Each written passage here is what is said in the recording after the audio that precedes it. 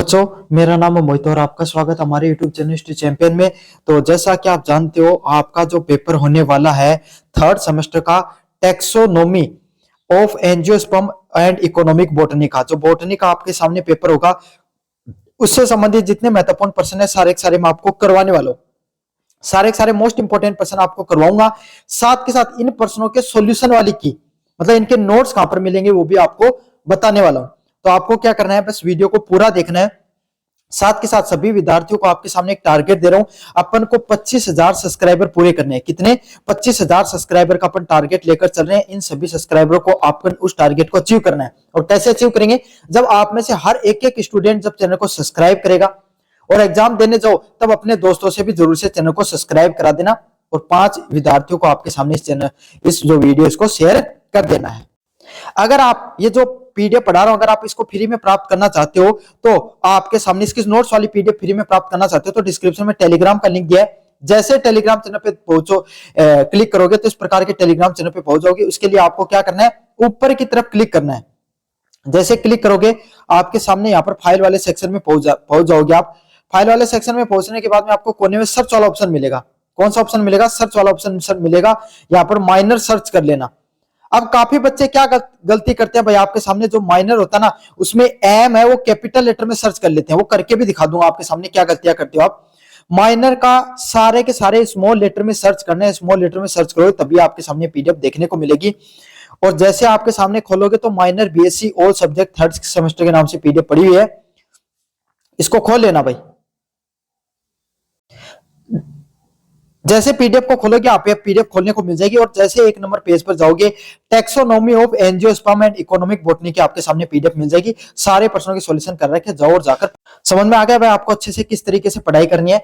अब अपन शुरू करते हैं। आपके सामने जो एग्जाम का पैटर्न भाई, आपके सामने जो एग्जाम का पैटर्न है वो किस तरीके से होगा उसके बारे में अपन डिस्कस करेंगे। फिर इंपॉर्टेंट क्वेश्चन को आपको बताऊंगा मैं। चैनल को जोर से सब्सक्राइब कर देना भाई सारे सारे विद्यार्थी। सबसे पहले एग्जाम पैटर्न की बात करें तो ये पेपर आपका माइनर का पेपर होगा। किसका पेपर होगा भाई? माइनर विषय का पेपर होगा। और माइनर विषय का जो भी पेपर होता है वो कितने घंटे का होता है भाई? आपके सामने लगभग आपके सामने 3 घंटे का पेपर होता है। 100 नंबर का पेपर देखने को मिलता है और 40 अंक आपको पास होने के लिए चाहिए। अच्छे से समझ लो, 3 घंटे का पेपर होगा, 100 अंकों का पेपर होगा, 40 अंक आपको पास होने के लिए चाहिए होते हैं। पेपर के पैटर्न की बात करें तो आपका जो पेपर है उसमें पर्सन आएंगे वो कौन से आएंगे? वेरी शॉर्ट टाइप पर्सन देखने को मिलेंगे। जब पार्ट ए बी सी 3 में बटा रहता है, पार्ट ए में आपके सामने वेरी शॉर्ट टाइप पर्सन आते हैं। कितने? 10% वेरी शॉर्ट टाइप पर्सन, अति लघुतरात्मक 10% आपको देखने को मिलते हैं। और इन 10 के 10 प्रश्नों को करना आपको क्या रहता है? अनिवार्य रहता है। समझ में आ गया आपको किस प्रकार के प्रश्न आएंगे? कोई थ्योरम पूछ लिया जाएगा बॉटनी में आपको, है ना। थ्योरम नहीं मतलब आपको कोई सिद्धांत पूछ लिया जाएगा, कोई चित्र बनवा लिया जाएगा आपके सामने, ये पूछ लिया जाएगा सिद्धांत किसके द्वारा दिया गया। इस प्रकार के प्रश्न आपके सामने अक्सर देखने को मिलते हैं। प्रत्येक प्रश्न आपके सामने 2 अंक का रहता है तो 10 प्रश्नों के हिसाब से इनका अंक भार कितने अंक का होगा भाई? 20 अंकों का इनका अंक भार देखने को मिलता है। समझ में आ गया। फिर आपके सामने और इनमें एक से दो लाइन से ज्यादा आपको इसका सॉल्यूशन नहीं बनाकर आना होता है, इस बात को भी ध्यान रख लेना। फिर अगले वाले प्रश्न आते हैं आपके सामने शॉर्ट टाइप क्वेश्चन। कौन से प्रश्न? लघुतरात्मक प्रश्न। अब लघुतरात्मक प्रश्नों की बात करें तो लघुतरात्मक प्रश्न आपको देखने को मिलते हैं कितने? हर यूनिट से 2, यूनिट फर्स्ट सेकंड से 2, यूनिट सेकंड थर्ड से 2, यूनिट 3 से भी, इस प्रकार से 8 प्रश्न देखने को मिलते हैं। और 8 प्रश्नों में से आपके सामने क्या रहता है? 8 प्रश्न आते तो हैं। इन 8 प्रश्नों में से आपको कोई एक प्रश्न यूनिट वाइज एक प्रश्न करना होता है तो इस हिसाब से आप 4 प्रश्न आपको करने होते हैं। और 4 प्रश्न, एक प्रश्न 10 अंक का होता है तो इस हिसाब से 40 अंक के टोटल आपके हो गए। शब्द सीमा की बात करें 150 शब्दों में आपको करना होता है, मतलब 1.5 पेज के आसपास इसको भरना होता है। आगे का एक पेज भर दो, दूसरा आधा भर दो, दूसरा पूरा भर दो, इनफ इतना। इसमें कितना प्रश्न पूछा जाएगा इसके बारे में मैं आपको प्रश्न कराऊंगा तब आपको बताता चले जाऊंगा। लॉन्ग टाइप क्वेश्चन की बात करें, प्रत्येक यूनिट से आपके सामने एक एक प्रश्न आ सकता है। इसमें कोई लिखा नहीं रहता आपके सामने। एक यूनिट से भी 2 प्रश्न आ सकते हैं, लेकिन 4 प्रश्न आते हैं, उसमें से कोई 2 प्रश्न आपको करने होते हैं। और 2 प्रश्न आपके सामने, एक प्रश्न 20 अंक का होता है तो इस हिसाब से 40 अंक का टोटल अंक भार देखने को मिलता है। तो इस हिसाब से आपके सामने 20 + 40 + 40 के हिसाब से 100 नंबर का आपके सामने टोटल सिलेबस हो जाता है आपका। समझ में आ गया आपको अच्छे से। चलिए भाई आपके सामने यूनिट फर्स्ट की बात करें बॉटनी के पेपर की, जिसमें यूनिट फर्स्ट है सिस्टमेटिक एंड क्लासिफिकेशन। किससे संबंधित है? सिस्टमेटिक एंड क्लासिफिकेशन से संबंधित देखने को मिलती है। Explain the concept of taxonomy and systematic, discuss the binomial system of nomenclature. मतलब आपको क्या करना है, कॉन्सेप्ट ऑफ टेक्सोनॉमी और सिस्टमेटिक पैटर्न के बारे में आपको बताना है और डिस्कस करना है बाइनोमियल सिस्टम ऑफ नोमेनक्लेचर का जो बाइनोमियल सिस्टम होता है उसके बारे में आपको क्या करना है, अच्छे से डिस्कस करना है। काफी ज्यादा मोस्ट इंपोर्टेंट पर्सन होने वाला है, अच्छे से करके चले जाना भाई। इस पर्सन को समझ में आ गया आपको अच्छे से? वर्गी की आपके सामने टेक्सोनोमिक प्रणाली के बारे में आपको अच्छे से समझाना है। चलिए भाई आगे बढ़ते हैं आपके सामने। Describe the Bentham and Hooker system and classification and the role of barium. Bentham व हुकर के वर्गीकरण प्रणाली का वर्णन कीजिए तथा हर बारियम की भूमिका के बारे में बताइए। तो बेंथम और हुकर के वर्गीकरण प्रणाली क्या उसके बारे में वर्णन करना है तथा आपको हर बारियम की भूमिका के बारे में आपको बताना है। समझ में आ गया आपको अच्छे से? अगर ये पर्सन शॉर्ट टाइप पर्सन में आ गया तो लॉन्ग टाइप में तो पूरा पर्सन आएगा। शॉर्ट टाइप में आपको सिर्फ इतना ही पूछ सकता है, आपको डिस्क्राइब करना बेंथम के वर्गीकरण प्रणाली को। समझ में आ गया? शॉर्ट टाइप में इस तरीके से पर्सन देखने को मिलता है। चलिए भाई यूनिट नंबर 2 की तरफ अपन बढ़ते हैं। डाइवर्सिटी ऑफ एंजियोस्पर्म्स, जो फेमिज होते हैं उसमें डाइवर्सिटी ऑफ एंजियोस्पर्म्स के बारे में आपको बताना है। क्या बताना है इसमें?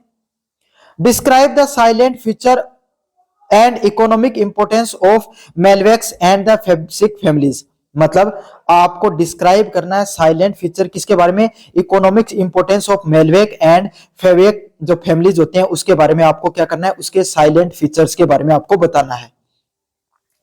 मालवेसी और फेबेसी कुल के प्रमुख विशेषताओं का आर्थिक महत्व बताइए। क्या करना आपके सामने, मालवेसी और फेबिस कुल की जो प्रमुख विशेषताएं होती हैं उसके बारे में, उसके आर्थिक महत्व के बारे में आपको विस्तार से बताना है। चलिए भाई अगले वाले पर्सन की तरफ आपके सामने बढ़ते हैं। Describe the explain the floral characteristics and economic importance of the Poaceae and the Solanaceae families. मतलब पोएसी और सोलनेसी कुल की पुष्प लक्षणों के आर्थिक महत्व के बारे में व्याख्या कीजिए। क्या करना है, पोएसी और सोलनेसी कुल के जो पुष्पीय लक्षण है उसके आपका आर्थिक महत्व क्या होता है, इकोनॉमिक्स इंपोर्टेंट क्या होता है, क्या होता है इकोनॉमिक इंपोर्टेंस क्या होता है उसके बारे में आपको बताना है। इकोनॉमिक इंपोर्टेंस क्या होता है उसके बारे में आपको विस्तार से बताना है। मोस्ट इंपोर्टेंट पर्सन है भाई, आपके सामने अच्छे से करके चले जाना। पोएसी और सोलनेसी कुल के पुष्प जो लक्षण होते हैं उसके आर्थिक महत्व के बारे में आपको बताना है। मोस्ट इंपोर्टेंट पर्सन है। चलिए भाई यूनिट नंबर 3 की तरफ बढ़ते हैं। Economic botany food and commercial crops के बारे में। समझ में आ गया क्या पर्सन है इसका? Write the scientific name, families and parts used in the families part use and the economic importance of wheat and maize। मतलब आपको क्या करना है, आपको साइंटिफिक नेम बताना है, फैमिलीज और पार्ट्स यूज किए जाते हैं जो economic importance of wheat and मेज के अंदर उसके बारे में आपको बताना है। गेहूं एंड मक्का का वैज्ञानिक नाम, कुल उपयोगी भाग व आर्थिक महत्व के बारे में आपको बताना है। क्या बताना है, मक्का और जो गेहूं होता है उसका वैज्ञानिक नाम क्या होता है, कुल और उपयोगी भाग का आपको क्या करना है, आर्थिक महत्व के बारे में बताना है। मोस्ट इंपोर्टेंट पर्सन है। कैसा पर्सन है भाई? मोस्ट इंपोर्टेंट पर्सन है। इससे बाहर एक भी पर्सन आपको नहीं देखने को मिलेगा।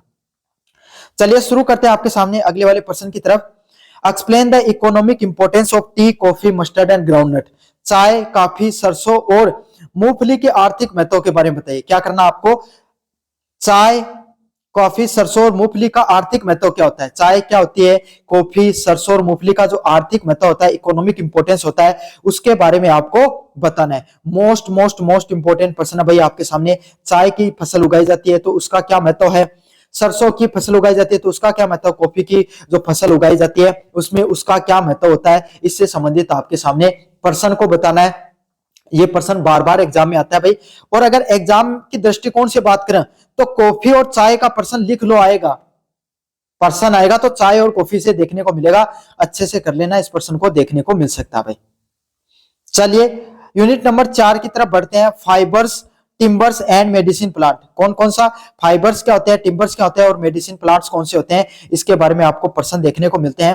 पहले पर्सन की बात करें, describe the economic importance of cotton, jute and rubber. मतलब आपको क्या करना है, कपास, जूट और रबर का आर्थिक महत्व बताना है। क्या करना आपके सामने, कपास, जूट और रबर के आर्थिक महत्व के बारे में बताना है। मोस्ट इंपोर्टेंट पर्सन है। कैसा पर्सन है भाई? बहुत ज्यादा मोस्ट इंपोर्टेंट पर्सन है। अच्छे से इस पर्सन को करके चले जाना।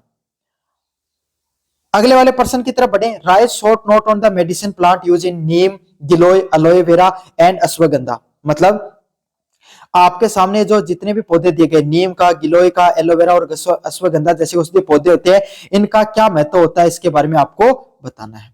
तो ये था आपके सामने taxonomy of angiosperm and the economic botany का पेपर। इससे संबंधित जितने महत्वपूर्ण प्रश्न थे सारे आपको बता दिए। कैसा लगा वीडियो जोर से बताना, चैनल को जोर से सब्सक्राइब कर देना। धन्यवाद।